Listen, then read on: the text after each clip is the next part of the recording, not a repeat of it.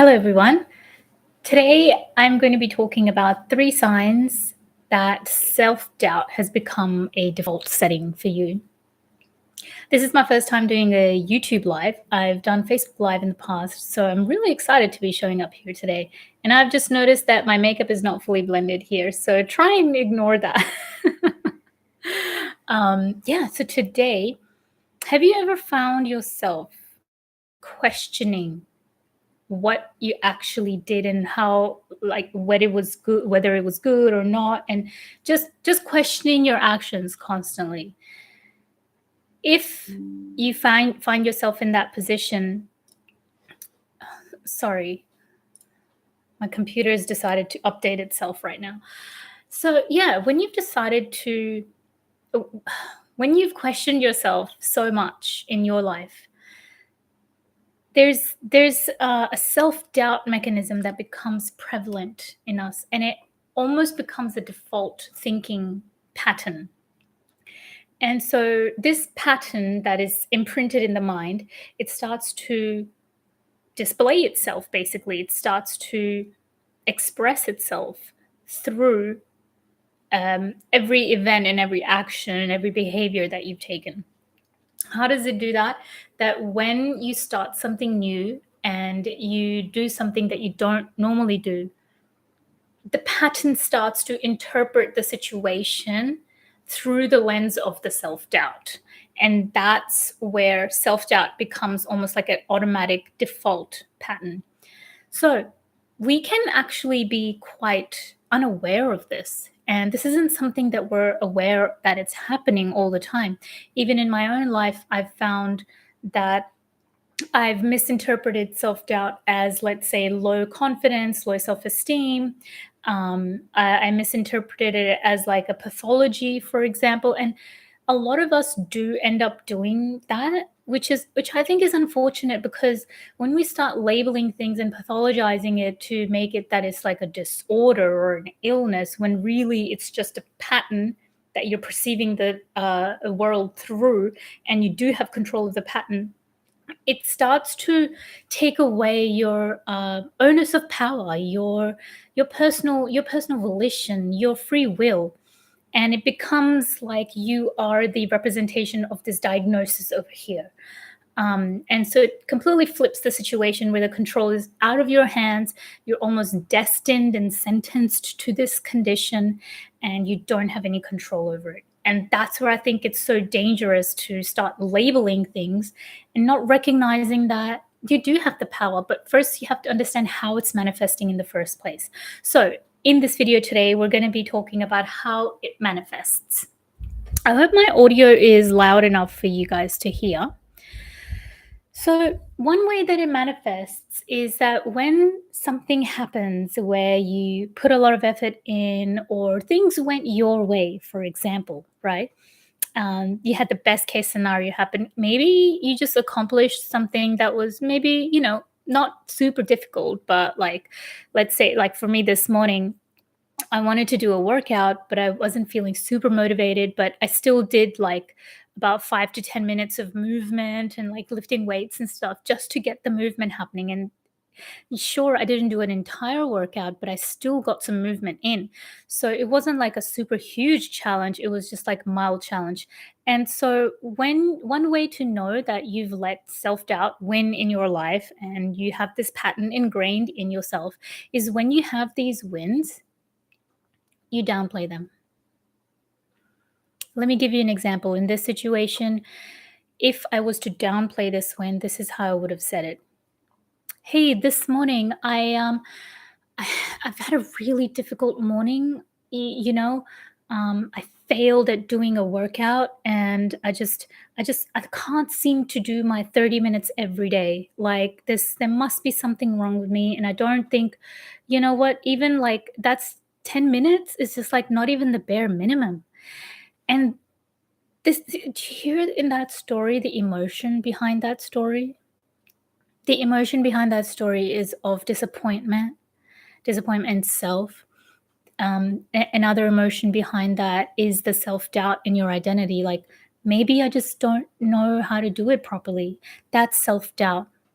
That's how you know you're downplaying your wins. I consider this morning a win. Okay.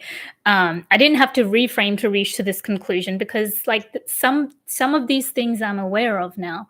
And haven't always been aware of it. And that's why I think it's so important to share this message that when you start becoming aware of your small wins, and trust me, like I say this word lightly, not small. I don't consider it a small win. I consider it a win. It's either a win or it's not a win.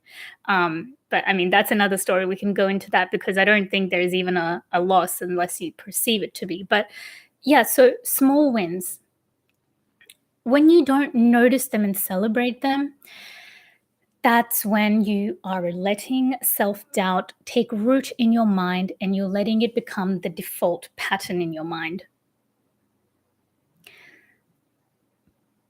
Second point, when you get excited about something, this is something that I know a few people have fallen into this.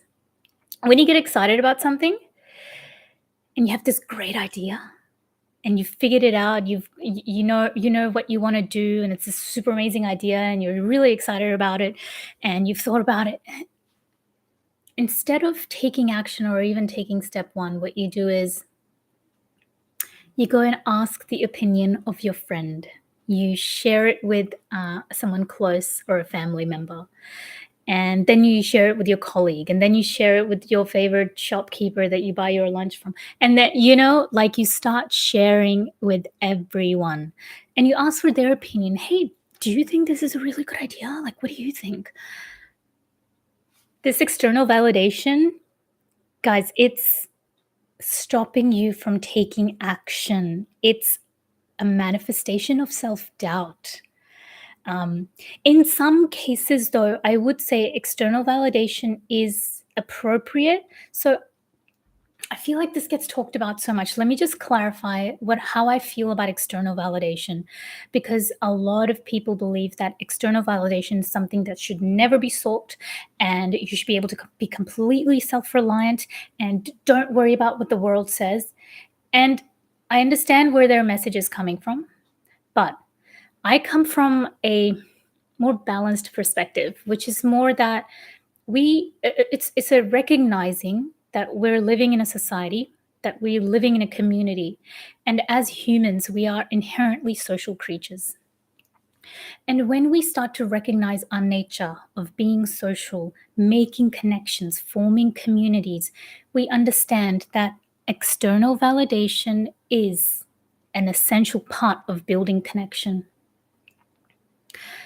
It's not the only part, and it's not the only part, but it is an important part, and it's not something that needs to be eliminated.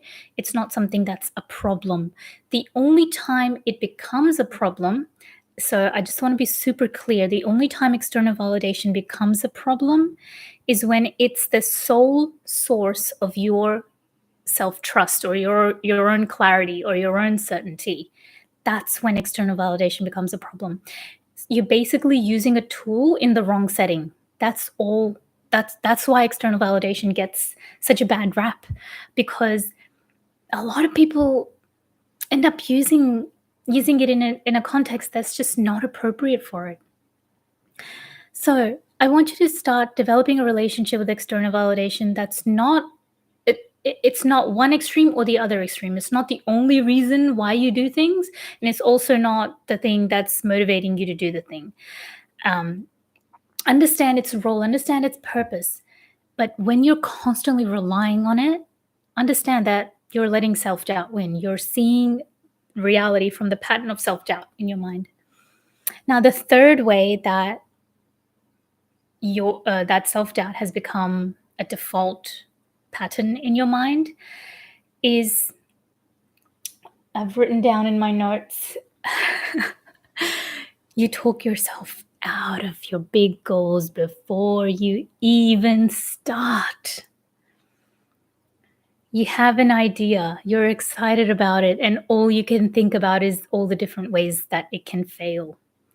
This is a way to know that the pattern in your mind through which you're perceiving reality is rooted in self-doubt.